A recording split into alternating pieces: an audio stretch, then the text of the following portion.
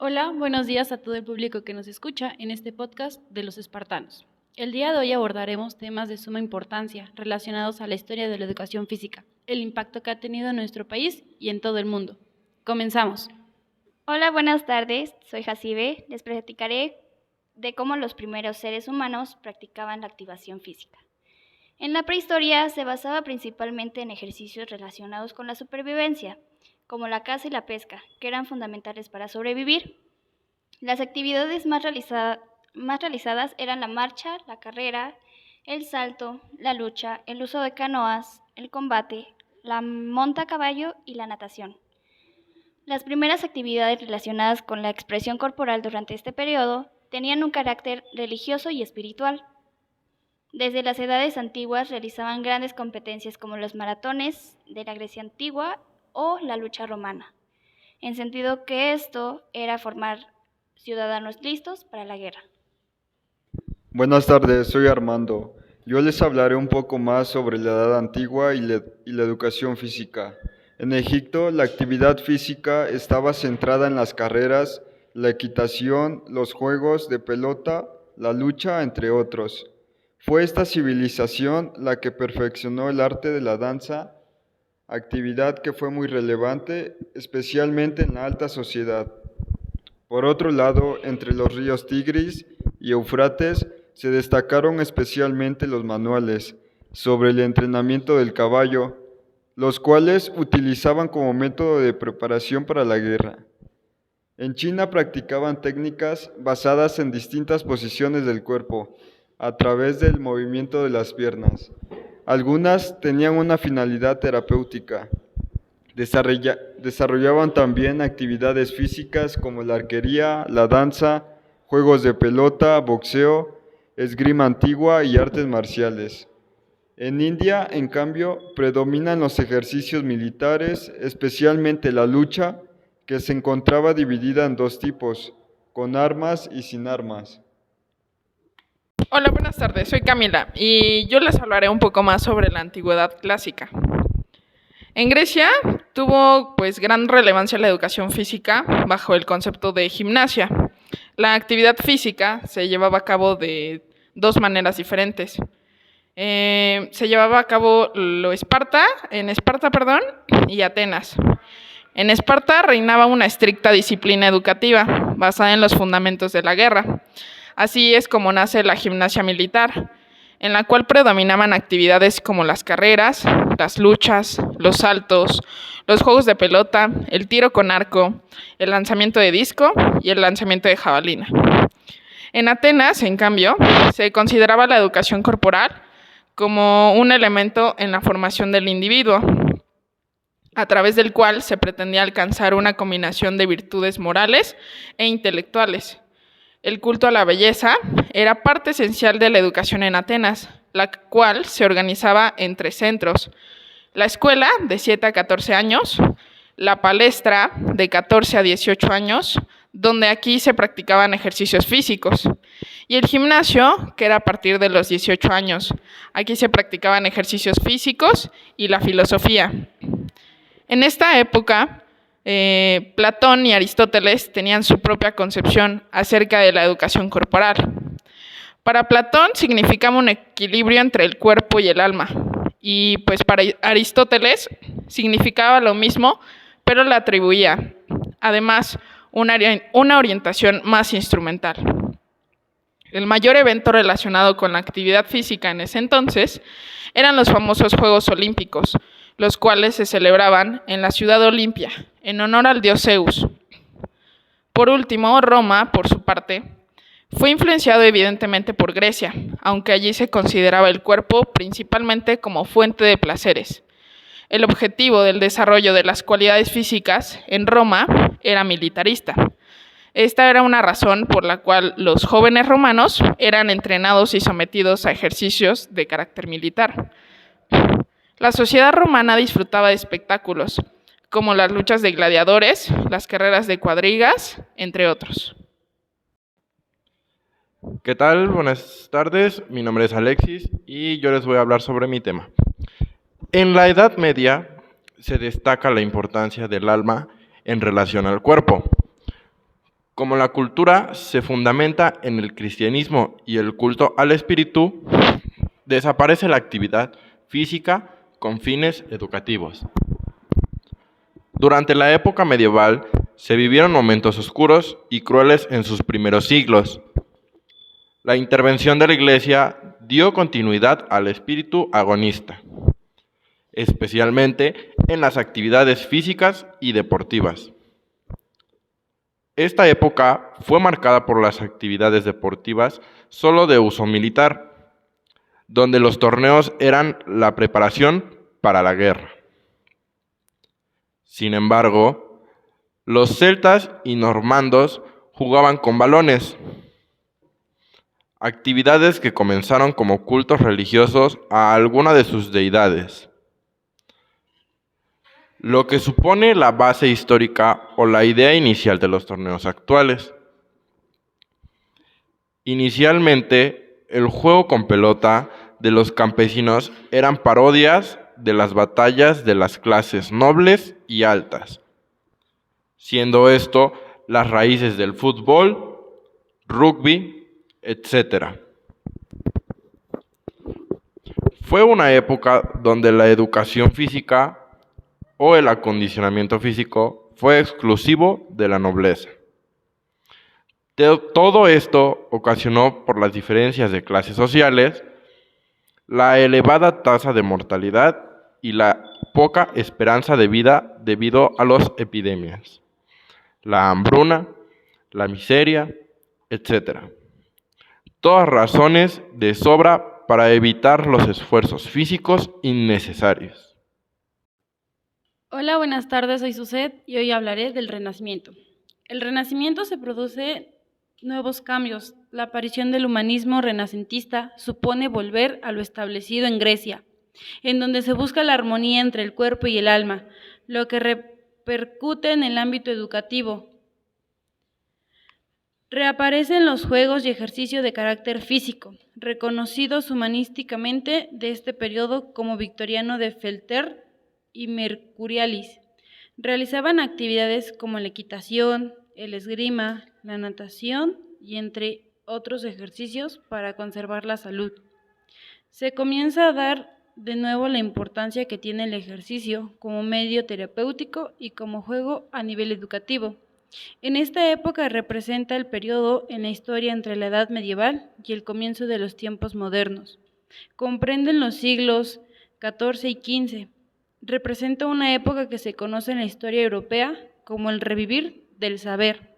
Se vuelven a resaltar las grandes enseñanzas filosóficas de los griegos y romanos, donde la educación física tuvo un impacto importante con la exploración cultural y humanística. El Renacimiento cambia de concepción del ser, que viene a convertirse en el centro de atención de sí mismo y el cultivo y desarrollo de valores individuales, su principal tarea. Es una época de exploración, del uso del método científico, de un renovado espíritu y de nacionalismo. Fue evidentemente para esta época que la educación física era de suma importancia para poder mantener una apropiada salud, para prepararse y entrenar físicamente en caso de surgir una guerra, y como un medio para desarrollar efectivamente el cuerpo humano. La educación del cuerpo se enfoca hacia el mantenimiento de la salud, fundamentado en unos comportamientos simples, a saber, mucho aire, ejercicio y dormir, y un régimen sencillo. La búsqueda del equilibrio en el hombre sitúa al cuerpo junto a otros valores humanos, lo que explica que el cuerpo sea el objetivo de atención no solo de los educadores, sino también de los artistas, pintores y escultores. Ante todo, se le da mucha atención al disfrute del presente y el desarrollo del cuerpo. Se popularizó la idea que el cuerpo y el alma eran inseparables, indivisibles, y que uno era necesario para el funcionamiento óptimo del otro. Se creía que el aprendizaje se podía fomentar a través de una buena salud. Se postulaba que una persona necesitaba descanso e involucrarse en actividades recreativas para poder recuperarse de las actividades de trabajo y el estudio. Buenas tardes, mi nombre es Jocelyn y yo les voy a hablar sobre algunos acontecimientos del siglo XVIII y XIX. En el siglo XVIII, conocido como el siglo de la Ilustración, fue representado por Rosegua, 1712-1778, quien fue considerado el padre de la educación física moderna. Este filósofo, fundamentado en la idea de que el movimiento genera inteligencia, le otorgó un papel importante a esta asignatura, proponiendo una educación basada en los sentidos, la resistencia, la higiene, los juegos al aire libre, la supervivencia y los trabajos manuales. Más adelante aparecieron personajes como Basedow, el precursor de la educación física alemana, Pestalozzi, líder, un modelo educativo que buscaba el desarrollo del hombre en su totalidad, y Gustmutz, destacado por ser el padre de la gimnasia pedagógica. En el siglo XIX surgen diferentes corrientes de la gimnásticas que dieron lugar a los métodos que actualmente conocemos como las escuelas. Se recupera la gimnasia en las ciudades y se populariza la práctica de actividad física. Estos acontecimientos propician la incorporación de la educación física al currículo educativo. Durante este periodo, Mercurialis escribe El arte gimnástico, obra en la que recupera los tres tipos de gimnasia griega: atlética, anatómico-funcional y médica. Otro pedagogo que gozó de gran importancia fue el español Luis Vives, que concibió la educación física como un medio para canalizar las tendencias antisociales del hombre, así como una herramienta para mejorar sus facultades corporales. No obstante, el principal protagonista de este periodo fue Rosegua, quien es considerado por muchos estudiosos como uno de los máximos precursores en la historia de la educación física. Este autor escribió una obra conocida como El Emilio. Dentro de la obra anteriormente mencionada, estableció que la actividad física debería de adquirir un carácter educativo. Bueno, ¿y cuándo nace la educación física moderna? La educación física moderna nace como tal a principios del siglo XIX, en las academias de Suiza y Alemania. Vinculada con los oficios militares, practicó toda la vida la esgrima y la equitación. La educación física era de suma importancia para desarrollar y mantener el bienestar general como medio recreativo y para fines militares. Bueno, pues yo soy Carlos y aunado a lo anterior que nos comentaba pues Jacibe, es bien importante entender que desde la educación física moderna, pues a lo mejor con anterioridad no se tenía tanto conocimiento y tanta información sobre este tema o sobre esta materia y esta asignatura. Aunado a eso, pues yo creo que a partir de ahí mucha gente se interesó y se especializó a tener mucho más datos concretos y precisos con la salud y no solo con la educación física, no solo repercute pues en la parte como de la salud, sino también como en las lesiones y este tipo de otros pues temas que nos compete a nosotros como educadores físicos en ir entendiendo, ¿no? A raíz de eso, pues creo que la importancia de los congresos pedagógicos pues surge a raíz que para acceder a las mejores referencias en el ámbito de la educación física, los consejos y las buenas prácticas para llevarlas en la práctica, ¿no? En las clases.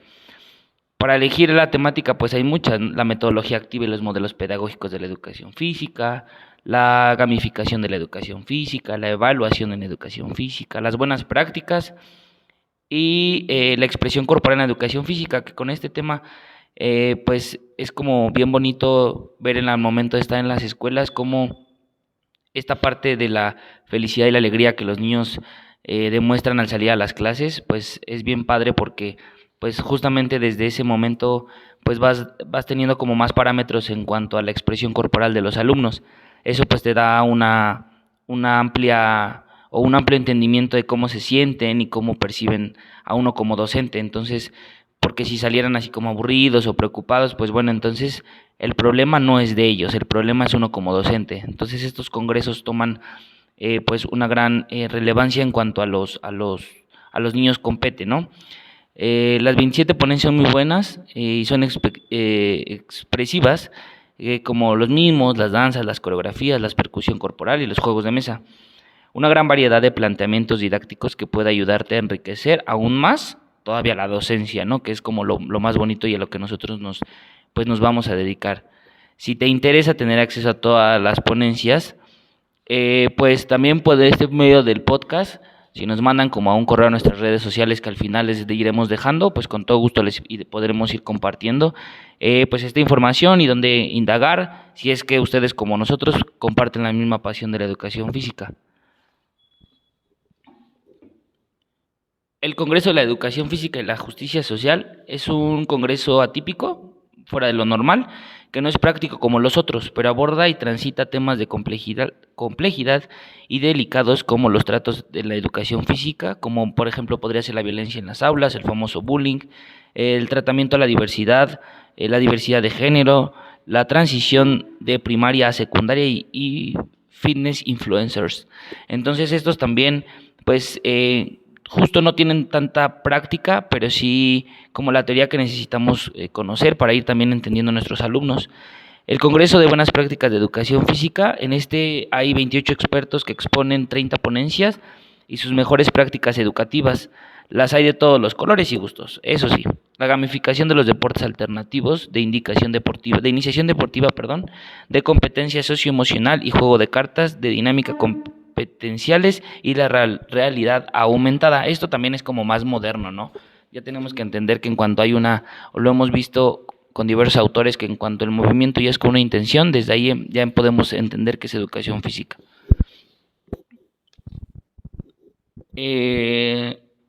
Congreso de evaluación, en las experiencias prácticas se descubren las estrategias clave, que ya es como un rubro más administrativo, para iniciar la evaluación de la mano de 26 expertos reconocidos en este ámbito. El Congreso de Gamificación de la Educación Física, en este hay 22 expertos reconocidos en el mundo, que cuentan sus mejores planteamientos para triunfar en la metodología y llenar sus clases y tu quehacer docente de motivación. Esto yo creo que está bien interesante, mi gente. Y la creación de las normales. En un mandato de Porfirio Díaz, pues damos como una breve reseña histórica. Mucho de la educación en México se enfocó en la creación de las escuelas normales. Las escuelas normales rurales son instituciones que se crearon en México desde 1922 y se sostienen hasta la fecha. Su objetivo es inicial fue formar maestros para que desempeñaran sus funciones pedagógicas en un medio rural. Pues no olvidemos que a esta gente de este sector pues era como los más olvidados. Fue inaugurado entonces por el presidente de la República, Porfirio Díaz, otorgándole un nombre de la Escuela Normal para Profesores de Institución Primaria. Bueno, yo les voy a hablar sobre cómo se introduce la educación física en la educación básica. Fue en el gobierno del presidente Benito Juárez, en el año de 1861. Aquí se le dio importancia a la educación física, ya que pues, se impartió en diferentes niveles educativos. También fue hasta 1923 cuando el personaje José Vasconcelos crea la Dirección General de Educación Física. Desgraciadamente, esta dirección la desaparecieron en el año 2013, siendo secretario de Educación. El licenciado Emilio Chauffet Chemor, en ese tiempo, la Dirección General de Educación Física era la rectora de lo que emanaba la asignatura a nivel nacional. En el año 2008 hubo el decreto presidencial denominado Año de la Educación Física y Deporte. Para esto, ninguna asignatura hasta la fecha ha tenido este tipo de decreto a nivel mundial. Ya en México, la educación física tiene más de 100 años de instaurarse. Aquí también hago mención del primer maestro de educación física. Ludwig Jahn creó los aparatos caballo con tirantes, barras horizontales, vigas y barras paralelas, además de las modalidades de saltos. Es considerado el padre de la gimnasia, aun siendo perseguido y preso después que la práctica del deporte se consideró peligrosa y de alto tenor revolucionario. Aquí se recalca que antes la educación física tenía ese enfoque por la gimnasia. También hago mención sobre la creación del BINE. Esta trayectoria histórica Está relacionada a los procesos iniciales de formación y profesionalización de los profesores antes de la Revolución Mexicana, enmarcados en los principios teóricos, pedagógicos, didácticos, filosóficos, después de restaurada la legalidad, la orientación positivista de la Reforma para reorientar la educación pública, que pues fue una preocupación fundamental del presidente de la República, el licenciado Benito Juárez García. La reorientación, que es reforma cultural en México, y un modelo para América Latina que asegura la reorganización de la sociedad mediante la formación humana, inspirada en la razón y en la ciencia como único valedero camino para consolidar la paz y el orden social. Juan Crisóstomo Bonilla fue un impulsor de la educación positivista, que a través de esta ley de instrucción pública de 1879 establece la educación gratuita en la entidad poblana. He ahí donde surge el BINE. Bueno, seguimos con los enfoques y programas de la educación física. Estos se fueron dando a través de los años para mejorar lo que fue el aprendizaje de los alumnos y las clases de los docentes. Empezamos por el año de 1940.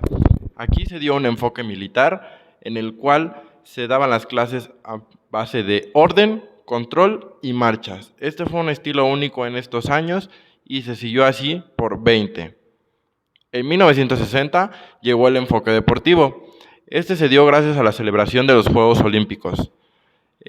Se basaba en un entrenamiento deportivo y era más para la búsqueda de futuros talentos en el deporte.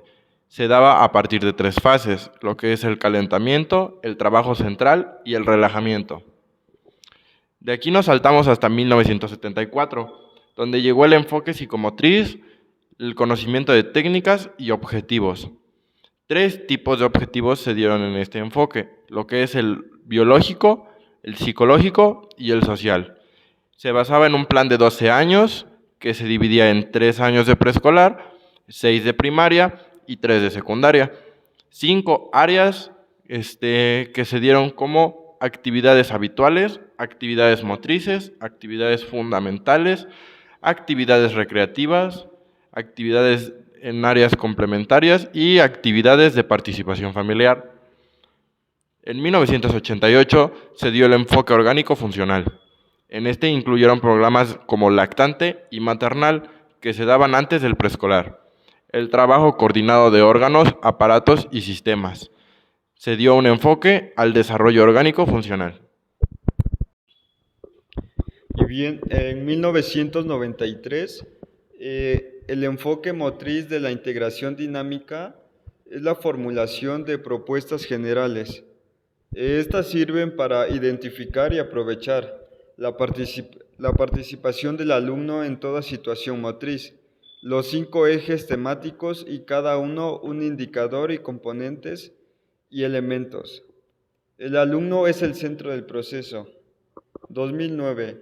Enfoque global de la motricidad. Fundamentación pedagógica, 3 ámbitos de intervención. Alumno explora y vive experiencias motrices.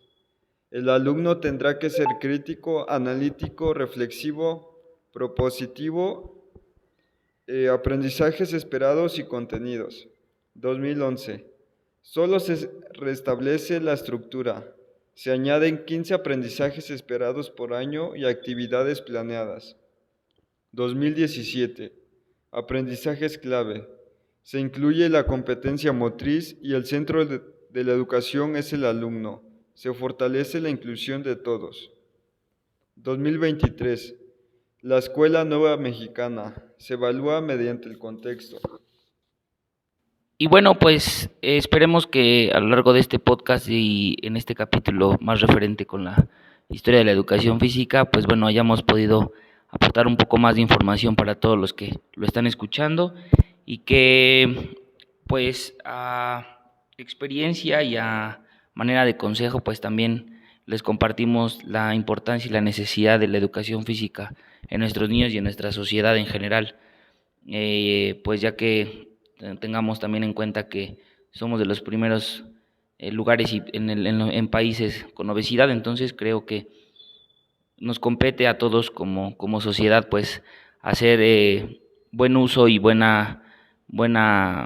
en justa medida pues tomar en cuenta la educación física para que todos pues tengamos una mejor salud, una mejor vida y un estilo de hábitos interesantes para pues todos los que vienen en nuestras generaciones pequeñas. Y bueno, pues nada, aunado pues a lo anterior como breve aportación, pues bueno, también agradecemos que siempre nos escuchen y estén interesados en nuestro podcast.